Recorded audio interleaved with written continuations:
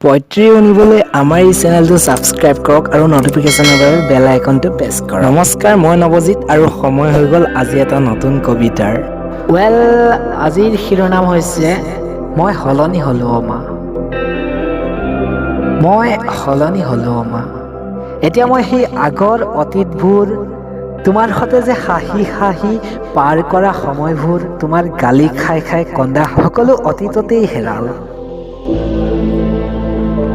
এতিয়া তুমি কাৰ সাধু কবা, মই কাৰ সাধু শুনিম, আৰু দুয়োৱে কি যুক্তিত হাঁহিম, সকলো শেষ। কাৰ বাবে সলনি হলো নুসুধিবা, এতিয়া তোমাৰ চকুত চকুত হৈ মোৰ কথা পাতিবলৈও ভয় লাগে মা। সম্ভৱতঃ তুমি একেই আছিলা, ঠিক একেই, সময়বোৰ সলনি হ'ল আৰু মই। তুমি নেদেখাকৈ নুশুনাকৈ চিঞৰি চিঞৰি কবলৈ মন যায়, মই সলনি হ'লো মা।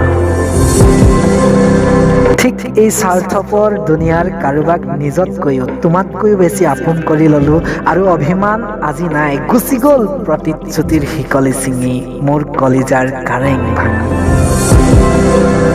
এবাৰ উভতি চোৱাৰ প্ৰয়োজন বোধ নকৰিল, এতিয়া আৰু কিহৰ অপেক্ষা তোমাৰ? আহিবা জানো তুমি অপেক্ষাৰ অন্ধিখনত, মোৰ ভগ্ন হৃদয়ৰ টুকুৰাবোৰ জোৰাবলৈ? মাৰ চকুলোত আজি আকৌ সপোন ৰচিম, নতুন সপোন তোমাৰ অবিহনে। আকৌ এবাৰ বীৰবলৰ সাধু শুনি দুয়োৱে হাঁহিম, আৰু তুমি উভতি আহিলে দুহাত মেলি চিঞৰিম, মই সলনি হ'লো মা, মই সলনি হ'লো।